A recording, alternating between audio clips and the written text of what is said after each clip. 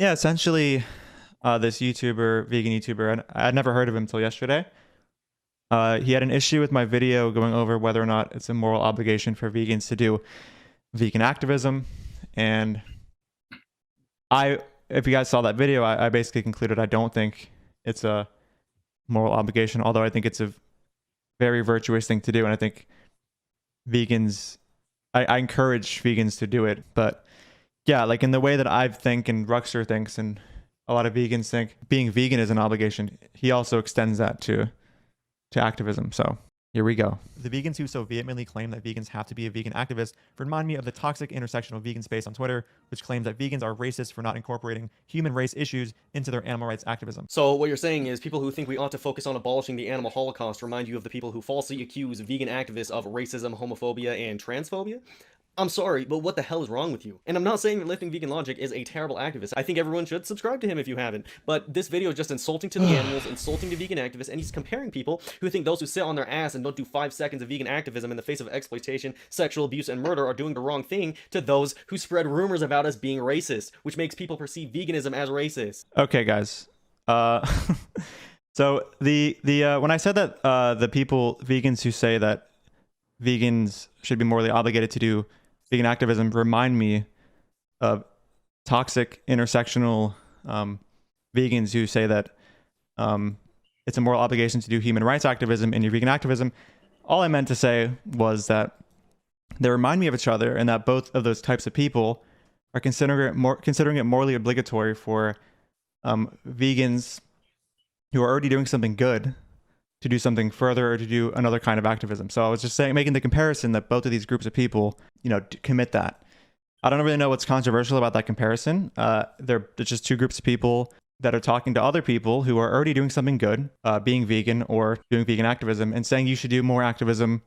In one case, it's do human rights activism. In the other case, it's do vegan activism. So I don't really know what's controversial about that. And the part of them accusing the person of being racist, like for not doing human rights activism, that was just an additional thing that I've seen the toxic intersectional vegans do, where they'll say like, oh, if you're a vegan activist and you don't do human rights activism, you're racist. And I could make the comparison there too, though, in that there's particular vegans who will call vegans plant-based who don't do vegan activism, similar to the people who say that if you don't do human rights activism, you're racist. I've even seen them say like, if a vegan is an ethical vegan, but they don't do vegan activism, they're speciesist. I've seen that as well. And that for sure parallels with the intersectional vegans who say you're a racist for not doing human rights activism. What did you think, Ruxter? I don't think there's any controversial by making that comparison. Just because two things are like vastly, like they have a lot of components to them that are vastly different, it doesn't mean that you can't make a comparison. Because let's be honest, we've all done Venn diagrams before, like in academia, or like elementary, middle school, or high school, whatever. You're just showing, the common property amongst, two or more things. So it's not really like, it's not that hard to believe that you can compare these two things, the intersectional vegans and that other group that you were, criticizing, because they share like this common property, and that's like criticizing particular individuals who already do good, but they're not doing the most good, or they're not doing some alternative that will produce even more good. That's the whole focus of this sort of like objection that you have, right? It's just you're attacking those particular people who kind of have like this sort of, as you mentioned before, like this slave, consequentialist or utilitarian kind of like perspective on it. Right. Exactly. Yeah. It's not like I'm saying they're like equally as either equal, Yeah. Just drawing a comparison. They have a similar trait.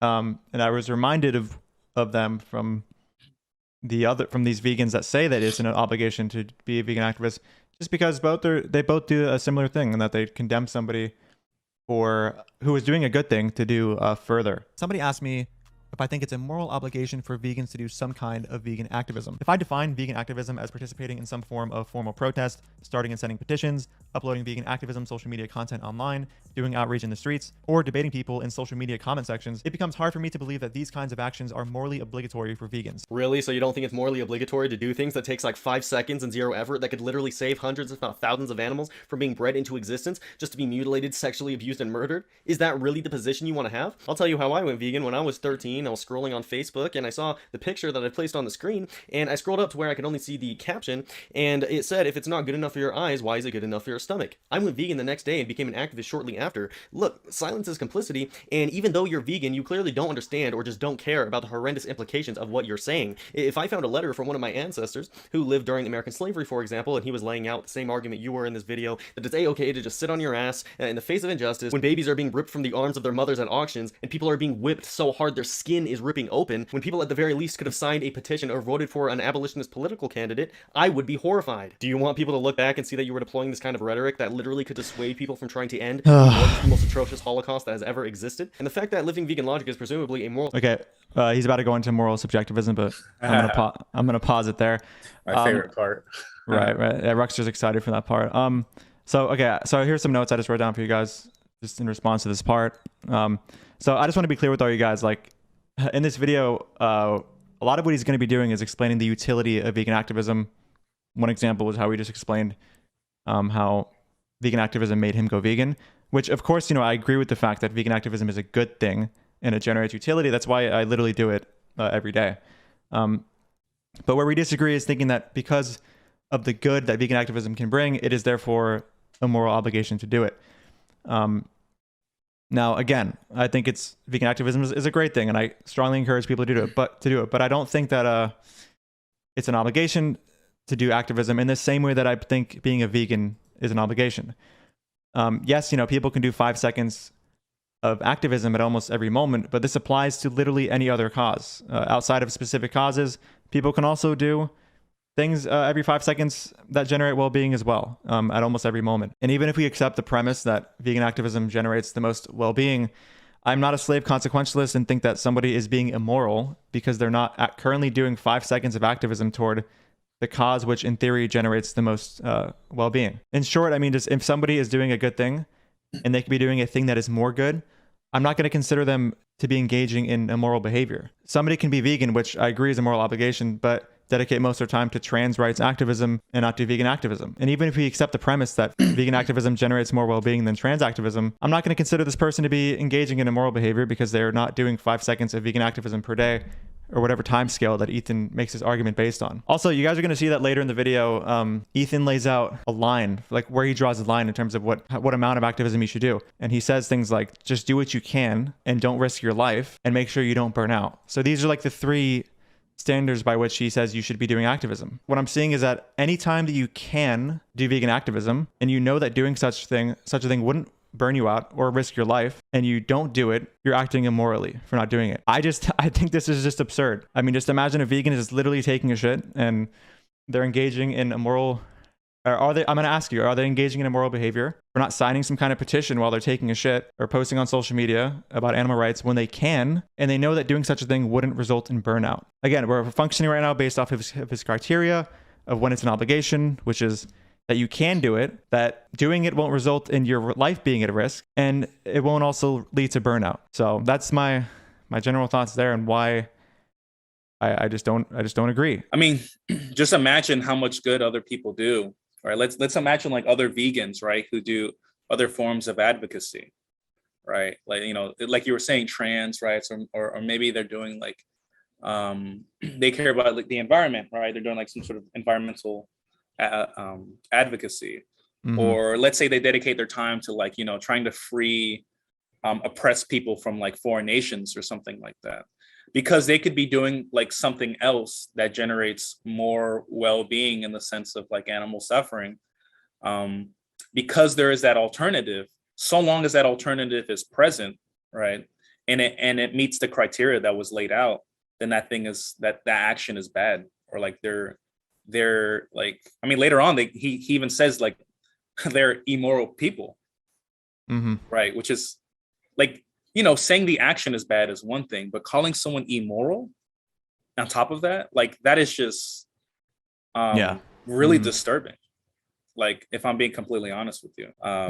Somebody who is a vegan themselves, so they're not, supporting the animal holocaust, but they're just dedicating a lot of other time to forms of like things that literally, like you said, freeing human slaves around the world or whatever. And we could say that these things do not generate as much utility as, say, vegan advocacy. They're now a bad person, committing an immoral behavior. I mean, that's just insane to me. Because the thing is, it's kind of two pronged, Danny. It's like, not only is like, if you're not dedicating all your time to vegan advocacy, or sorry, not all your time. Yeah, you're dedicating as much time as you could that wouldn't result in burnout or your life being at risk. Yeah, those conditions. Yeah. Like, it's not only that; it's just like, if you do any other form of advocacy that doesn't produce as much utility, that it's immoral and that it's bad, right? Or like, you're a bad person. That's just like the fact that like other people are generating good, right? Like well-being, they're mitigating like rights violations in this world, right? But because you could be doing vegan advocacy, you're a bad person, even if they're vegan. Like, right. That is a very, I like, the best thing I can say is like, it's just unintuitive position, and I just think that like, I feel like that just goes against like the views of most people, most like rational and reasonable people. And the fact that Living Vegan Logic is presumably a moral subjectivist because he said he was on his Instagram stories not too long ago makes this even more bizarre. He's literally saying he has a negative mental disposition to someone saying it's immoral to not spend even 5 seconds trying to help suffering animals who are being tortured and murdered. Whenever I try to figure out whether or not a position is reasonable, what I'll do is look at the logical extension. You can stop there. Like, yeah, sure. Why don't you, like, we can explain that, because we didn't tackle that before, but like, he's saying that it's bizarre that you have a negative disposition towards someone who has that view. I mean, why not? Like, people are criticizing other people who are doing good because they're not doing more good. Like, yeah, of course I'm good. I mean, I have a negative disposition towards that. That just sounds insane. Like, I don't think there's any controversial or anything like I don't know. It just doesn't seem like, to me, that it seems like it's counterproductive to do so. Yeah, like I agree. And you could sorry to interrupt, but like Danny could probably, I mean, even myself too. Like, we could probably create an argument, all right, or if there's like empirical evidence out there that suggests that like doing so is actually like more harmful than the alternative. Like, criticizing those people could actually be decreasing utility and increasing the rights violation, because people could be like put off by like this sort of behavior. You know what I mean? So like, what's going on? Like, yeah, he makes it sound like having the negative disposition is like so unreasonable, when in reality it's like what we have the negative disposition toward is the idea that like somebody is immoral for doing a load of good in their life, but not like the highest form of good, you know? He says like sitting on their ass all day. Like, you don't, one isn't sitting on, one cannot be doing vegan activism while not sitting on their ass and doing other forms of activism, you know? Like, it isn't like a logical entailment of not doing vegan activism that you're sitting on your ass. Like, there's so many other things you can do that are, because he tried to make it sound like it was so unreasonable and like, oh, like all these people are sitting on their ass, but it's not the case. That's not an entailment of not doing vegan activism. It's just, that's an entailment of doing nothing, which is different, Whenever I try to figure out whether or not a position is reasonable, what I'll do is look at the logical extension of viewing such a position as reasonable. And that's the issue with moral subjectivism. It's basically a stream of necessarily emotionally driven attitudes at best, and here are guided by Wait, but I didn't catch this before. Wait, but that's not something that's just intrinsic to moral subjectivism. That's anyone who has a fucking view on anything, right? Yeah. You test the logical extension of said view, right? Whatever propositions are affirmed, you try to see what falls under the umbrella of those propositions, and you try to see if like you mess with it or you don't. For instance, right? Like, let's say if I go, I think it's okay to hit anybody in the face that walks up to you, right? And then the Yeah. logical extension of that would be, okay, so if your mother walked up to you, you would punch her in the face. I'd have to say yes, because that is an extension of the proposition. Mm-hmm. So we and the thing is, like, notice how when I said that proposition, right, it was meta-ethically independent. I didn't say anything about moral subjectivism or moral realism. I didn't say anything about that. All I just did was I said, like, you know, I made a claim about a moral proposition, right? Mm-hmm. And then you can look at the logical extension of said proposition, right? That's not something that's not something that's contingent upon moral subjectivism. That's meta-ethically independent. So that's just that's just not smart to say. It's not something that's like exclusive to subjective ethics. Exactly. Yeah. It's like logic is only a thing applied in subjective ethics, apparently. All right, I'll keep going. Contradictions. So you basically construct this entire worldview disregarding so many things just because your feelings don't align with them. Not only in doing this do you give Carnus their own Carnus conclusion on a silver platter because you're in essence agreeing with them if they're a moral subjectivist, because Wait, hold on. this entire worldview disregarding so many things just because your feelings don't align with them. Not Disregarding so many things because my feelings don't align with them. I'm pretty sure there's many times where my feelings don't align with something, but I change my view because I have like a logical problem with it when I think of the entailments of like, well, like, you know, so I would say I do the opposite of that in many cases. Yeah, like, no, I agree. It's like, I think, you know, when I used to be super pro like life, you know what I mean? And then when presented with like arguments and like entailments of my staunch pro-life position, I was like, ooh, like I can't really defend this position. There's also like conclusions to this position that I find undesirable that would actually generate a contradiction, right? So right, like, and it took understanding that your feelings shouldn't be all you go off of in determining that. Like you came to the logical extension of what you were thinking or feeling, and you were like, yeah, I'm not gonna just like go off of what I'm feeling. Not only in doing this do you give Carnus their own Carnus conclusion on a silver platter because you're in essence agreeing with them if they're a moral subjectivist because you agree with their methodology of coming to moral conclusions. You can't even say they're wrong. What are they wrong about? Are you saying they have the wrong feeling somehow? Morality should not be based on the eye of the beholder. It should be and is. I mean, you can say they're wrong with respect to your prescription, right? Yeah. Like if you think like moral, like, because like the moral propositions, their truth value is going to be indexed to like, you know, to the subject, right? To the person that's, you know, uttering the propositions. So like, like the truth value of those props are going to just be, you know, dependent upon the individuals, right? So we can say with respect to like my moral prescriptions, right? With respect to like my value system, you could say someone's right or wrong. And that may seem trivial to you two, but there's also other methods to sort of like make your position more desirable than the Carnus, right? You can, you know, use tools as like, you know, name the trait, right? Like showing like either contradictions or like logical extensions of like specific prescriptions, right? And showing how like those logical extensions are like, I mean, from my own personal experience, like very unintuitive, right? Like a lot of them like permit like genocide and just like these crazy fucking just reductios, right?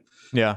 So and I mean, at the end of the day, I mean, those things are just going to be dependent upon like the individual, right? But that doesn't say anything about the truth value of like, you know, morality being like subjective, right? But this is one of my favorite parts because he said that morality shouldn't be defined or what is it, like in the eye of the beholder, and then he goes on to I'm waiting for that, dude. I'm gonna fucking grill this kid. Yeah, no, it's coming up right now. He basically does that and then goes on to say what he thinks morality should be, which is invoking a subjective value, but whatever. Morality should not be based on the eye of the beholder. It should be and is socially constructed and has the interests of sentient beings as its measure. And if you want to learn more about vegan moral realism, I recommend you watch my video Moral Subjectivism Debunked, as well as the morality. It's so weird because he said morality should be and is socially constructed and have the interests of the sentient beings or something like that, right? Now, I'm not going to say I'm gonna ask, what's the argument for that, right? Yeah. Because he's saying morality is socially, it should be, and it is socially constructed, right? Mm-hmm. All right, that's sort of like a descriptive claim right there, right? When you say is, so I want to know what the argument for that is, right? Mm-hmm. Because because like at this point, right now he's saying that like morality is something. There's like some moral realism here, right? So here's where we ask for the argument. What's the argument that like morality is socially constructed, right? And has the interest of all sentient beings. Yeah. Yeah. And should as well, like should have the interest of all sentient beings. Yeah, and then let's do some reductios here. Some of the ones that we've named, we brought up before the stream, right? So like, all right, let's say most sentient beings want to like torture and genocide like a subcategory of like sentient beings, of sentient beings, or let's say like most sentient beings want to like subjugate let's just say like Black people, right, to like torture, death, slavery, all these things, because it aligns with like the social contract theory that he's positing, right? He'd be committed to say that thing in question is actually moral to do so, since it aligns, or like it's not wrong at the very least to do so, right? Yeah, because it reflects the desires of the majority of sentient beings. Yes. Which is what he considers to be like the basis for morality, like the whatever the consensus is amongst a population of sentient life. Right. Yeah. So like with respect to those given criteria, right, we could posit some really funny hypotheticals to where he's committed to say something that's like just obviously evil, right? Which I take to be obviously evil. And he's permitted to say that thing is like justified or morally okay or moral given certain parameters. Right. Yeah, I just think that's funny.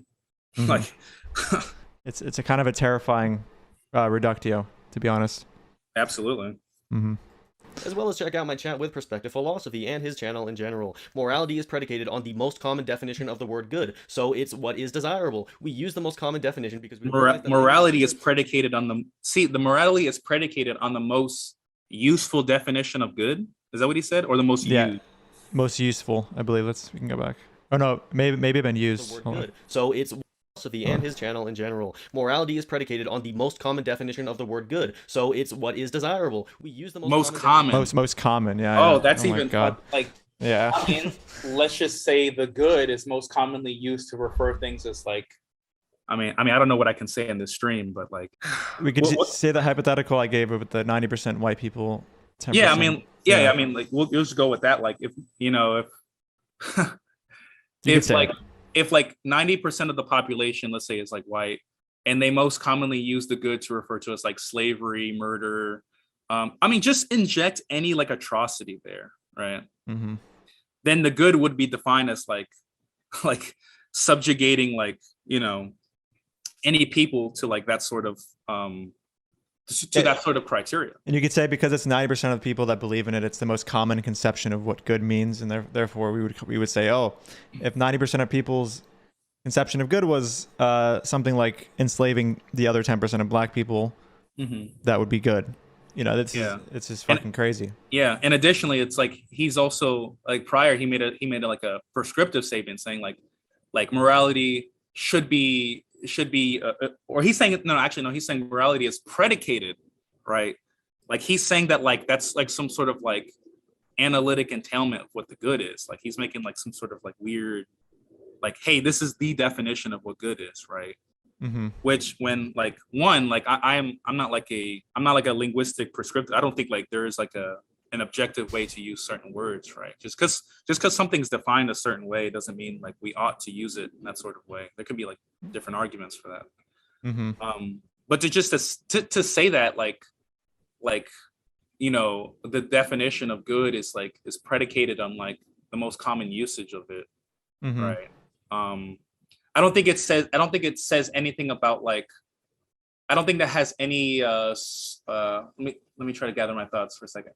I don't think it has any sway on like what we ought do, if that makes sense. Because like if good is defined a certain way that we find to be like atrocious, I mean, I don't care. I don't care to say that like we ought to do like this sort of good because we've defined it as something that's like undesirable, right? Just because it's defined a certain way doesn't mean we should. Yeah. I think it's way one of the reasons he has that like most common use thing or most common desires thing is to get out of situations where like someone independently desire, like let's say I just had a weird desire, like I said, like the most good thing to me is having the most amount of horses in the world. That to me is just like the ultimate good, and I differed in my opinions to other people with respect to my sense of right and wrong. He would like kind of like my sense of right and wrong wouldn't really matter because it wouldn't be consensus. So that's his like kind of response to somebody saying like, well, what if I subjectively value this as like my sense of morality or whatever? You know what I'm trying to say? Yeah, no, I feel you. Yeah, and it's his way of like kind of like avoiding that. But either way, it's like, what if that is just my conception of good though? Regardless, he has this little. He's inputting that like that's what he thinks morality should be defined as or whatever. You know? He's saying that's what morality is defined or is defined as. Right. Yeah. It's an even stronger claim.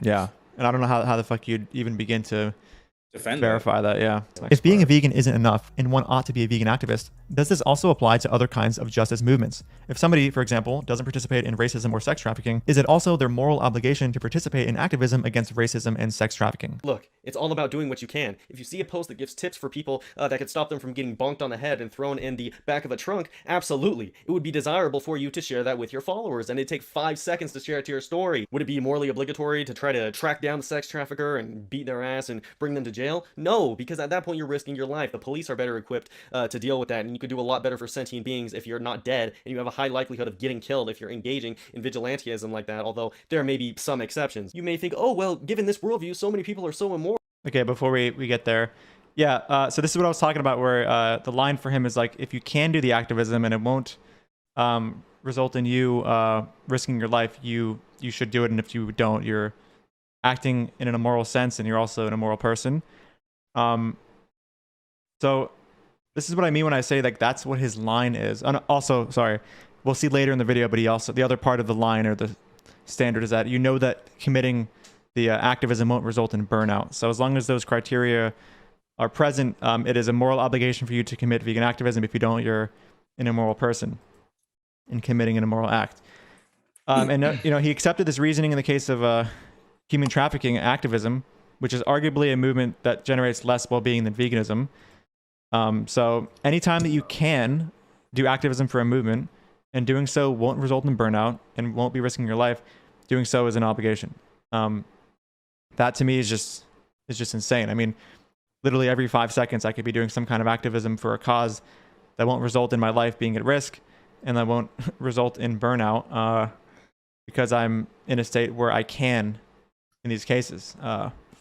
So when I'm in those states, like, am I just fucked for not, attacking these issues every 5 seconds until I know that it'll burn me out if I continue to do so?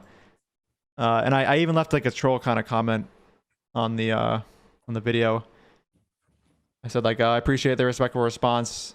I'll respond to this when I'm done with my 5 seconds of climate activism, corona activism, sex trafficking activism, trans activism, people of color activism, indigenous, just illustrating the absurdity of this position.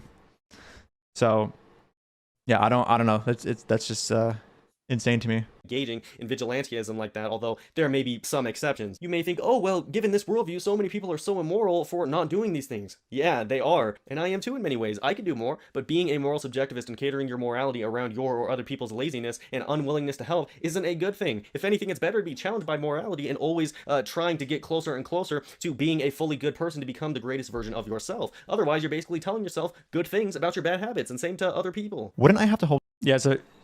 just to be clear, he indicated there that like he thinks not only you're doing an immoral thing when you don't act in those ways, but you're also an immoral person. There's a kind of a distinction there.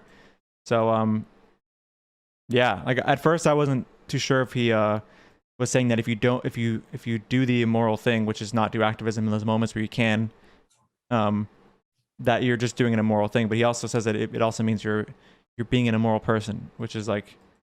This is crazy to me.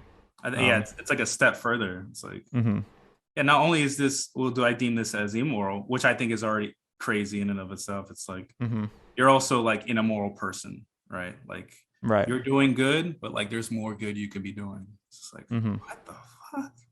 It's like that slave consequentialism shit. Wouldn't I have to hold this kind of position for every kind of social justice movement? What if there was a vegan who decides to dedicate the majority of their time to doing environmental activism or support some other cause outside of veganism? Are we to consider this vegan to be engaging in immoral behavior? How far can we truly take this? Yes, it would be immoral to spend the majority of your time solely on climate activism, because not only is that not as big of an issue as abolishing animal agriculture and animal cruelty in general, but the latter improves the former in the process. When we GTFO of the oceans, the coral reefs replenish, the fish populations go back to normal. When we stop destroying the Amazon rainforest for land for grazing, the forest grows back, the vibrant wildlife come back. Climate change is an existential threat to humanity and by and large sentient beings in general, but it is still not as large of an issue as what we're dealing with, and it's more of a long-term problem than an immediate threat, at least compared to animal agriculture and animal cruelty. Sorry, he just said that funny. Sorry, I was just making fun of him. Sorry. It's all good. I was gonna pause it anyway. I mean, yeah, I just don't agree with this. I don't think someone's immoral for being a vegan, which I think is an obligation, but who decides to do environmental activism, you know, all day, every day, or whatever. Also, it's not really clear that veganism is as important as things like environmentalism when you factor in climate change's potential to ravage the entire planet. There's other things as well, like the threat of nuclear war, literally fucking killing everything. But either way, again, like I'm not a slave consequentialist. I don't think that you ought to always do the thing that is most good. I think if somebody is doing good in their life, that's they're doing good in their life, but they're not doing the thing that maximizes the good. I don't think they're therefore immoral or are an immoral person or doing an immoral act. And again, to be clear, guys, like obviously I think animal rights activism is extremely important. It's one of the most important things in my view. That's why I do it. But I'm not going to say that a vegan who wants to do activism for other things that might generate less utility is like a bad person. You're doing something bad. In general, climate change will not kill 2.7 trillion sentient beings in 2022. What we're fighting against will, assuming the accuracy of the 2.7 trillion kill count for animal agriculture each year, and the same thing goes for systemic racism, the war on drugs, gun violence, etc. It all pales in comparison to the pain and suffering the animal holocaust perpetuates. We should talk about other things as well, and I do, but the vast majority of our activism should be vegan activism. We only have one life and so many hours and minutes of the day. We need to delegate our time wisely. In addition to this, we could basically deal with all of these issues at once by taking the vegan movement in the direction I've been pushing for, which is to be more politically motivated.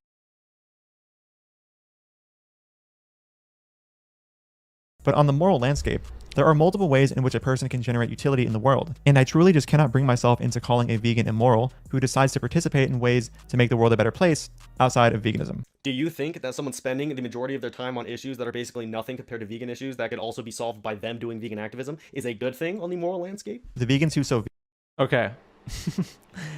Again, I wrote this out because I think it was worded the best I could have possibly worded it. So I acknowledge there are things that people can do that are good, which aren't better than something more good. But this doesn't make me think that doing the less good thing, but still good thing, isn't good. Okay, pretty straightforward. So yeah, I don't think that the action he asked about is bad. I still think it's a good thing to do. But what you're going on about is not even such a bold position as mine. You're saying that someone who thinks it's immoral to not even do 5 seconds of vegan activism is wrong. You think it's okay to not do 5 seconds of vegan activism in your entire life. To get out of this absurd... Yeah, I mean, again, I don't think it's an obligation for the reasons stated earlier. You can do other things that are good, that aren't the most good, and I won't call you a shitty person for doing that. I'm also curious how these vegan activists who think this way view vegans spending their leisure time where they're not doing any activism. At what point does it become no longer morally obligatory to engage in a kind of vegan activism? I, for one, am not always doing vegan activism. Sometimes I chill with friends, play video games, and other things that aren't necessarily vegan activism. To be a good activist, you need to not burn out. Gary Yaroszewicz is an example of what we don't want to be in many... Yeah, this is what I'm talking about, where I said like the other condition is that it won't make you burn out. So Yeah, just wanted to make that clear. Ways. He was a great activist, and if he stayed as active as he was, the world would be a much better place. Veganism would be in a much better position. So it probably would have been good if Gary took it more easy, at least when he was active. I'm not sure how much leisure time he enjoyed, but nonetheless, we need to prevent ourselves from burning out, and good emotional and mental health in turn helps the animals and all of the issues we focus on. We definitely should not be wasting time unnecessarily, though. Maybe more. Have a morally obligatory there's more. amount of vegan activism that they think vegans should be participating in daily, weekly, or monthly. I'm not going to give you a set amount of hours, days, and months. I don't think we have to be that pedantic about it. I think we can reasonably deduce the right amount of time, and it would vary. Not from being person to pedantic person about since it. we have But you're not being pedantic about it. Like, he's literally saying if you don't do like a certain amount, you're considered an immoral person. All you're trying to do is like find out what that threshold is. That's not pedantic. Yeah, no, Right? I wouldn't. Yeah, that's literally like that's the thing that's going to that's the line that's going to differentiate you between being an immoral and moral person or committing an immoral moral action. That's not pedantic. What? Yeah, I want to know. And also, well, I'm gonna go back a little bit just so you guys can hear the specific point he's gonna make. I'll explain it after. going to give you a set amount of hours, days, and months. I don't think we have to be that pedantic about it. I think we can reasonably deduce the right amount of time, and it would vary from person to person since we have different emotional, mental, and physical health to tend to. That being So this part about people having different emotional, physical, mental health, that is aligned with the whole thing he was saying earlier with avoiding burnout. So yeah, it's true that it will vary because people will burn out. People have different like capacities or whatever for burning out. So it's still like a whole. It's like the previous standards we went over, but it is true that it will vary person to person. Some people could burn out sooner than others. But yeah, it's still fucking insane to me because there's so many moments I can do activism where I wouldn't burn out and it wouldn't kill me. I mean, just imagine like one person's burnout is like 5 minutes. The other person's burnout is like 20 hours. But like the latter only dedicates like 10 hours to it, right? Yeah. Right? Like that person's immoral under this like what the fuck? Yeah, that's a pretty that's a pretty funny like you would consider the former moral and the latter immoral. Yeah.